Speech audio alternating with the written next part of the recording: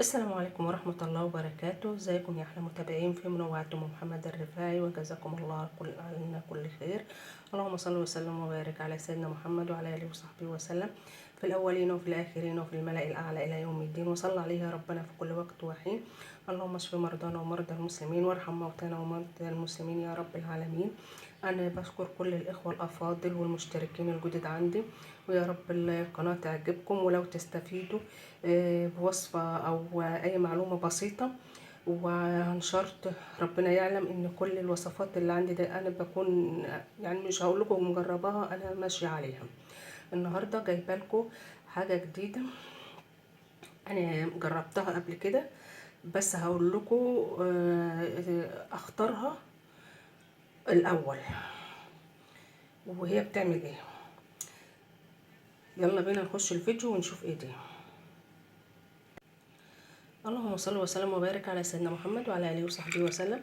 زي ما انتم شايفين الحبوب اللي معانا دي اسمها حبة الملوك.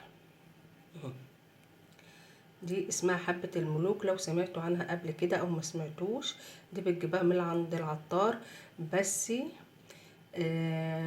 الحبة دي سامة جدا وخطر جدا. واللي يقولك للتخسيس، لا لا لا، ما ينفعش انها للتخسيس. هما للتخسيس، هقول لكم هما قالوا للتخسيس ليه، بس انها خطر جدا زي ما قلت لكم، وسامه جدا، وما ينفعش تستعمليها الا هي حبايه واحده او اقل من حبايه. لان شفت كان على الفيس من فتره كان حد منزل عايز وصفه للامساك، واخ من الاخوات ولا اخت من الاخوات قالت له تاخد من حبه الملوك 3 حبات. دي 3 حبات يعني موت موت موت. اللهم بلغت اللهم فاشهد. وده التحذير، ويلا اقول لكم انا استخدمتها في ايه.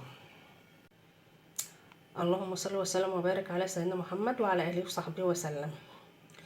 انا اختي كانت قالت لي هي اللي قالت لي عليها، فجبتها من عند العطار. هي حبايه واحده تاخديها لو قدر الله في سحر معمول لك وانت شربتيه،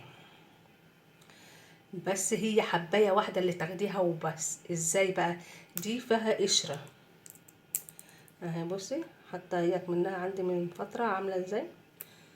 هي اتقشرت اهي، لو انتوا شايفين تتك عليها كده هتطلع الحبايه اللي جواها كده، زي ما انتوا شايفين كده اهي. الحبايه دي القشره بتاعتها دي، لا اهي تقشرها كده شوفي ايه قد ايه. تطحنيها تحطيها على كوبايه عصير، وتاخديها بعد الغدا. بعد الغدا وتكوني واكله اكله دسمه جدا، يعني واكله يعني وزي ما بتقولوا واكله وشبعانه، واكله وماليه بطنك كده زي ما بيقولوا، وتاخديها. دي بتعمل ايه بقى الحبايه ديت؟ شوفي دي الحبايه دي هتخليكي قاعده يومين 3 في الحمام. هي قالت لي ممكن تعمل لي تبقى ترجيع واسهال وكده، لكن انا الحمد لله كان كفايه عليا الاسهال بس. هي دي بقى ما بقتش ملاحقه على الحمام، وما بتقدريش تاخدي رجلك كده زي ما بيقولوا، مش هتقدر تشيلك. كل شويه داخله الحمام داخله الحمام، بتنظف البطن بمعنى اصح، بتنظف الامعاء. بس هي حبايه واحده، حبايه واحده. وزي ما قلت لكم لانها سامه جدا، سامه جدا. ويمكن كمان اللي ضعيفه وجسمها ضعيف تقسم الحبايه دي نصين، يعني تقسمها كده نصين اهي، تاخدي نصها تعمليه وتحطيه على كوبايه اي عصير انت بتحبيه بقى. اي عصير بتحبيه تحطيه عليها وتشربيه، وهي واحده بس. الله يصلح حالكم. دي اللي انا عملتها علشان لو في سحر في اي حاجه شربتيها بتاع بتنزل كله وبتنضف كله. في اللي بيحصل له ترجيع، وفي مع الاسهال، وفي اسهال بس زي ما حصل معايا.